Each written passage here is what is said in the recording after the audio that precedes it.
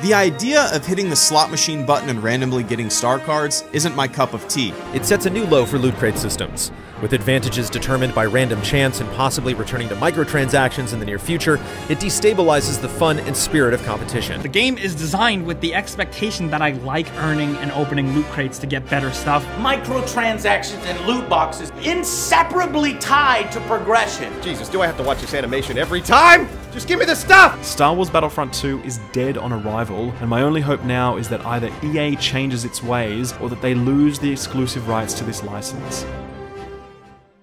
You might say that Battlefront 2 was met with a somewhat lukewarm response when it launched back in 2017. You might also say that it was one of the worst video game launches in recent memory. No Man's Sky, Diablo 3, the Halo Master Chief Collection, Assassin's Creed Unity, and Mass Effect Andromeda all pale in comparison to the complete clusterfuck that was Battlefront 2. This extremely negative feedback prompted last-minute changes on the eve of the game's release, and also some serious backpedaling from publisher EA to try and mitigate the situation. Unfortunately though, the damage had already been done. Battlefront 2 would be universally panned, and its sales, along with EA's share prices, would take a beating. In my own review, I said that while I enjoyed the core gameplay and improvements over the original, there was no escaping the terrible progression system, in-game economy, and of course loot crates. The fallout over loot crates has resulted in a number of countries working towards tougher regulations around the classification of gambling in video games, while Belgium has now banned them entirely. So Battlefront 2 has been out for almost 6 months, and EA have said that they have learned from their mistakes and will continue supporting the game for the foreseeable future. This may very well change what the final product ends up looking like, but I thought that now was a good time to take a second look. With progression overhauled and regular updates rolled out, have these changes improved things? And if so, is Battlefront 2 a game actually worth playing now? Problems aside, there were promising aspects to Battlefront 2's original design, and many of the issues that the first game suffered from have been improved. Battlefront 2 has much more content, for example, covering 3 eras of Star Wars instead of 1. More attention was given to what players could do outside of the multiplayer, with substantially more to do offline.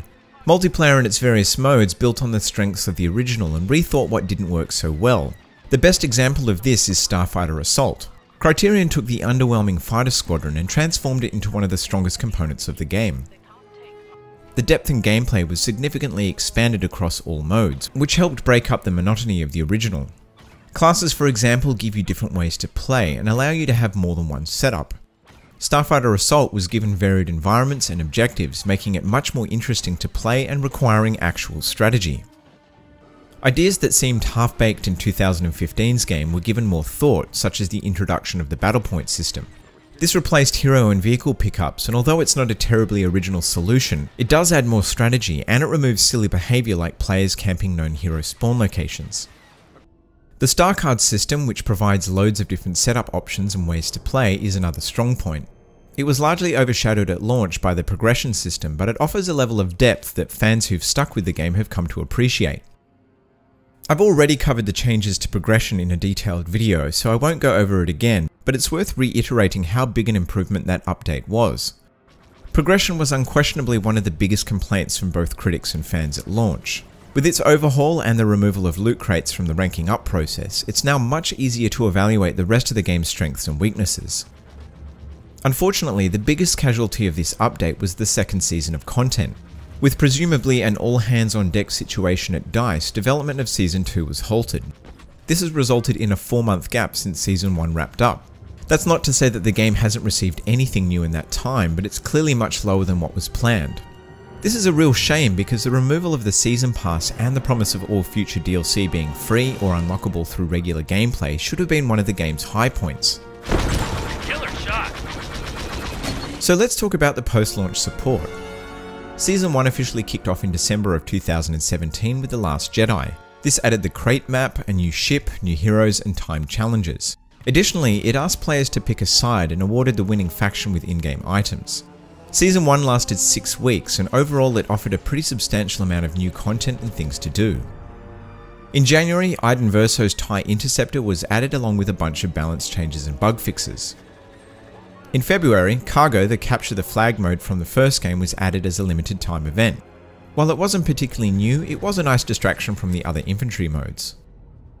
March saw the release of the new progression system, and this update also included the Bespin map for Blast and Cargo.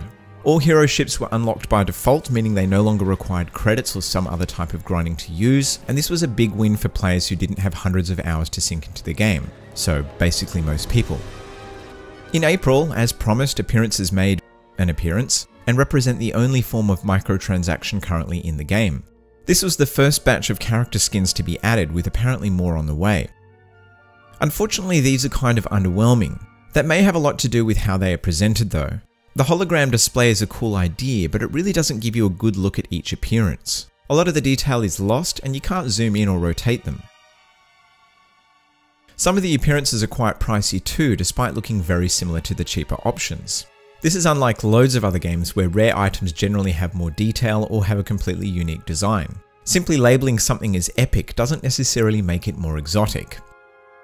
Epics are the rarest and most expensive form of appearances. There's also common, uncommon, and rare. The price for common appearances is around 5,000 credits, which isn't bad, but epics can cost as much as 40,000. This is pretty steep, but it wouldn't be such a big deal if epic skins were a bit more flashy and you could actually see them properly before buying them. You can of course spend real money to unlock them if that's your thing, but with epics costing about $12 Australian each, that's not exactly a cheap option. The best addition in the April update though was the Ewok Hunt mode. Like Cargo, this was only available for a limited time. I must admit I was pretty skeptical about this at first. I mean, Ewoks aren't supposed to be terribly fierce, so it seemed like it would be a novelty at best. And although it isn't exactly what I'd classify as a main attraction, it is actually pretty fun. What I really like is it's completely different to any of the other modes, and it puts a new spin on the multiplayer. It's essentially an infected mode where Ewoks try to take out stormtroopers, and every time a stormtrooper dies, they become an Ewok. The twist is that Ewoks are locked in third person, whereas stormtroopers are locked in first person. In addition, it's set at night, and stormtroopers need to use a torch or find a well-lit cave to have any hope of seeing the Ewoks. If you thought Ewoks were just cute and fuzzy, you clearly haven't experienced the terror of being hunted by them in the dark. On the flip side, charging through the forest with all your Ewok buddies to throw fairies at terrified stormtroopers is exhilarating.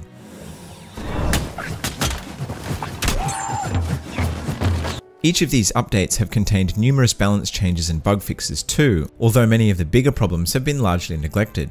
Presumably this is because DICE haven't had the resources to address anything but the low-hanging fruit and quick wins.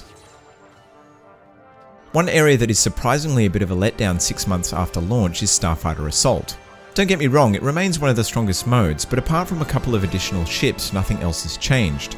It's still enjoyable, but you can't help but feel that a few new maps, missions, or game types would help keep things interesting. Another concern is not being able to find games consistently.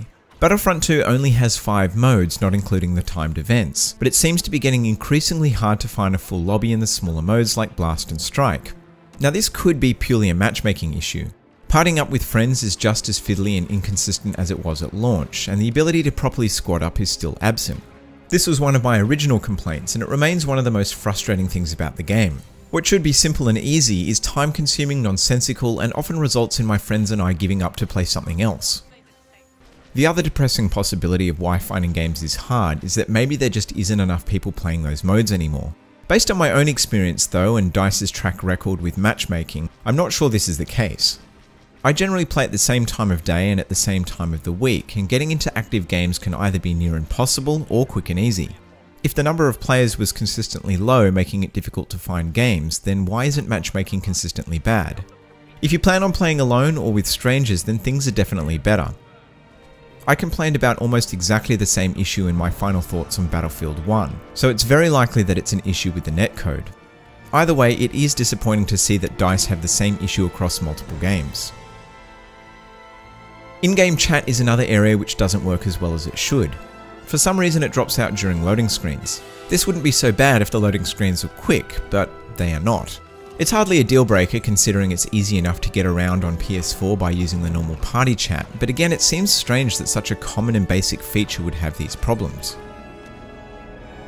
Another area that could be improved and something that I'd like to see added is the ability to unlock and use weapon attachments and star cards in between matches. Currently you have to back out to the main menu to do this. This may not seem like a big deal, but just about every other shooter lets you customize your classes without having to leave your current game. Having this feature would undoubtedly improve the overall experience and increase player engagement with progression. So, as it stands, Battlefront 2 is a bit of a mixed bag. On the one hand, the majority of updates that the game has received since launch are positive. Yeah, so some components may be a little underdeveloped, but it's clear that the game is still a work in progress. On the other hand, the post-launch support has suffered significantly, and although things may improve, it's unclear if the game will ever recover. It's really up to EA now to put their money where their mouth is, to make us believe they've learnt from their mistakes and that they will continue to support the community beyond the short term. Cynics might say that EA haven't learned anything and that they won't do the right thing, but if they value consumer confidence and they want to hold on to the Star Wars license, then it's very important that they get this right. And as for whether Battlefront 2 is worth playing now, I think it is. So long as you can get it at a discount and you're willing to accept that some things don't work as well as they should, then there really is a terrific game underneath it all. Move